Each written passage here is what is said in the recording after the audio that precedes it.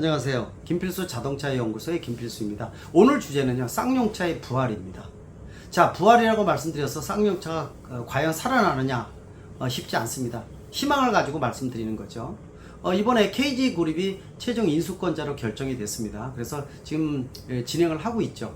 아직 최종적으로 끝난 건 아닙니다. 마무리를 얼마큼 KG그룹이 잘하느냐가 굉장히 중요합니다. 인수대금이 최대 1조 원 정도로 보고는 있지만은요, 향후 들어가는 비용이 더 많아질 것으로 보고 있어서 KG그룹이 쌍용차에 얼마만큼의 현금 지원을 더 플러스 알파로 진행하느냐가 상당히 중요한 관건으로 떠오를 것입니다. 특히 1차적으로요, 쌍용차에 대한 마무리를 잘하는 것이 KG그룹의 입장에서는 굉장히 중요합니다. 물론 가장 바람직한 부분들은 쌍용차의 인수를 글로벌 자동차 제작사가 했으면 하는 생각이 들었지만은 세계 시장이 호락호락하지가 않습니다. 전기차 전환이 발빠르게 움직여지면서 세계 시장에서 잉여 시설이라든지 또 생산 인력도 30% 이상 줄이는 부분들이 본격적으로 진행하고 있기 때문에 미래 성장 동력이 떨어지는 쌍용차를 인수할 만한 이런 기업도 없고 인수 대상자로 떠오르지도 않다 보니까 KG그룹이 선정됐다고 볼 수가 있습니다. 자동차 제작사는 아니라는 것이죠. 얼마만큼 자금이 투자가 되느냐가 중요한 관건이지만은 1차적으로 가장 중요한 부분들은요, KG그룹이 마무리 작업을 잘하라는 얘기죠. 최근에 채권단에서도 이 보상에 대한 것들이 너무 적다라고 해서 부정적인 얘기도 많이 나오고 있습니다. 채권단을 합리적으로 이 동의를 받아야 되고요. 또 노조의 합의도 상당히 좀 중요합니다. 그리고 지금 상장 폐지에 대한 것들도 연장이 되어 있는데 이런 것들도 이 문제가 되질 않게끔 마지막 기회라는 얘기죠. 얼마 남지 않았는데 이런 부분들을 마무리를 잘하기 바랍니다. 얼마 전에 에디슨 모터스가 쌍용차의 인수 대상자가 되면서 진행을 하다가 중간에 대금 문제라든지 이런 걸 통해서 엎어진 사례 여러분들 보셨으리라 보고 있습니다. 쌍용차에 대한 부분들은 그래서 더더욱 아쉽다고 볼 수가 있죠. 옛날 상하이 자동차라든지 마힌드라 자동차에서 주인이 돼서 해외 기업이 인수를 했지만은 제대로 투자도 안 하고 또 기술을 빼간다든지 등등 하면서 굉장히 어려움을 겪고 도리어 팽당한 것이 쌍용차가 아닌가라는 측면에서 더더욱 아쉬운 부분이 많아서 이번에 KG그룹이 최종 인수가 되면서 마무리를 잘해서 쌍용차가 살아날 수 있는 기반이 됐으면 하는 생각이 든다는 것이죠. 따라서 말씀드린 대로 KG그룹이 올해 말까지 마무리를 잘해서 최종 인수를 해서 쌍용차가 부활할 수 있는 조건을 시작한다는 게 상당히 중요합니다. 당장은 1조 원 정도가 들어갈 것으로 좀 보고 있는데요. 향후 1조 원 정도가 더 들어갈 것으로 보고 있어요.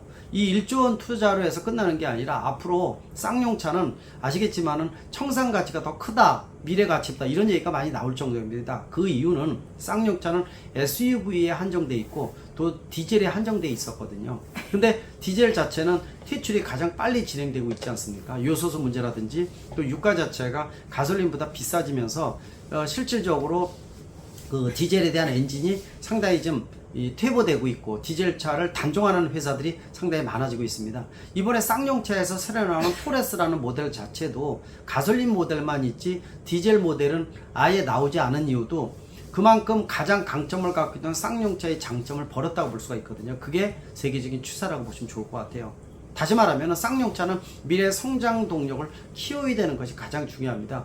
전기차라든지 최소한 가솔린 하이브리드나 플러그인 하이브리드가 나와야 되는데 이러한 기술은 아예 없다고 볼 수가 있거든요. 전기차에 대한 것들도 외주가 상당히 크다고 볼 수가 있어요. 자체적인 연구 개발 능력이 현대차에 비해서 두세 단계는 떨어지고 있습니다. 한 단계도 아니라고 볼 수가 있거든요.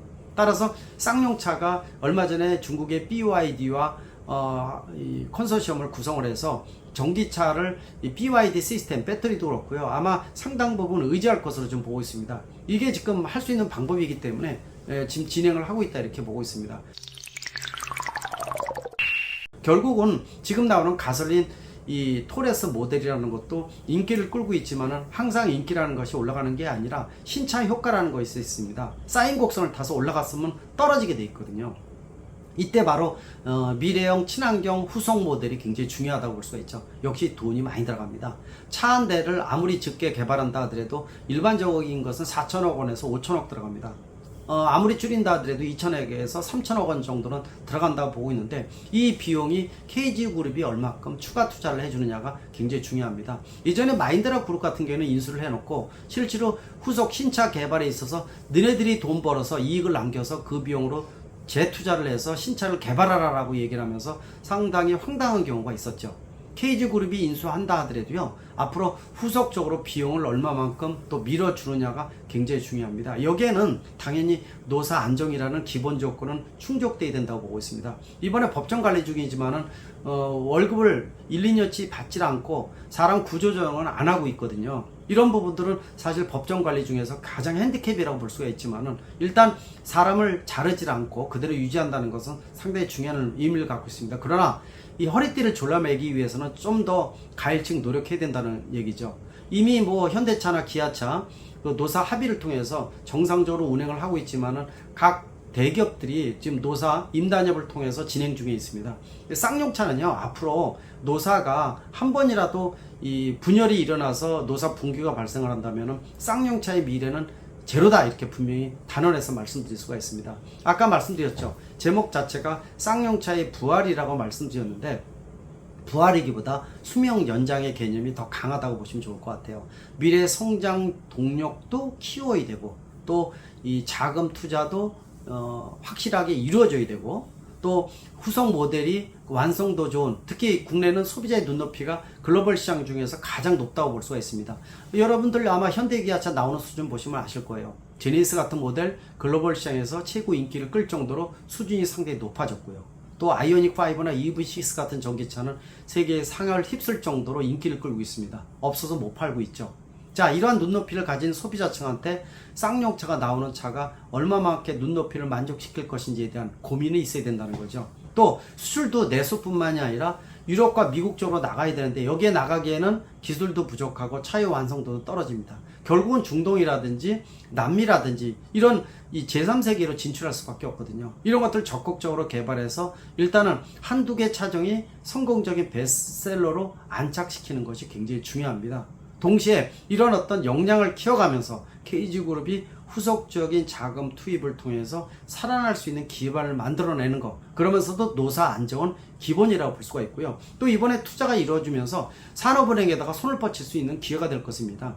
이 비용에 대한 것들 매칭 펀드 형태로 해서, 예전에 지금은 그만뒀지만은 그 산업은행장이었던 이동걸 회장도 그런 얘기를 많이 했었죠.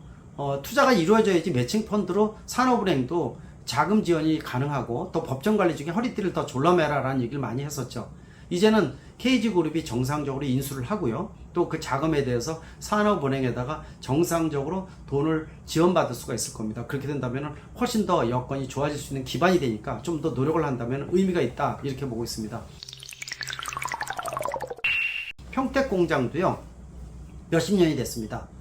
시설도 노후화돼서 전기차 생산 라인을 안에다 바꿔오는 것은 거의 불가능할 겁니다. 저도 한 6개월 전에 오래간만에 본사를 가서 밥도 거기서 먹었었는데 아쉬운 부분이 많아요.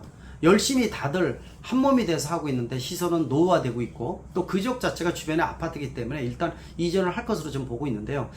그 비용도 거기서 한 1조 원 정도를 얻어낼 수가 있겠죠. 그리고 가까운 곳에 이전을 해서 새로운 전기차 생산 라인을 만든다면 분명히 좋은 결과가 도출되지 않을까, 이렇게 보고 있습니다. 지금 현재 쌍용차는 부활이 아니라 수명 연장 상태라는 거, 그리고 마무리도 안 돼 있다는 거, 링게르를 막고 있다는 이런 상태이기 때문에 향후 추이가 상당히 기대가 됩니다. 이 결과는, 또 희망에 대한 어떤 도출은 결국은 여러분들 손에 달려 있다는 거 꼭 기억하시면 좋을 것 같고요. 꼭 살아났으면 좋겠습니다. 또 관련된 부품사도 워낙 많기 때문에 이 국가 경제에 끼치는 영향도 크다는 거, 또 쌍용차의 SUV 명가라는 거, 이 코란도라는, 코리안 캔도, 한국인도 할 수 있다라는 이런 명칭 상당히 의미가 있지 않나, 이렇게 보고 있습니다. 실질적으로 쌍용차의 부활의 계기가 됐으면 하는 생각이 듭니다. 고맙습니다.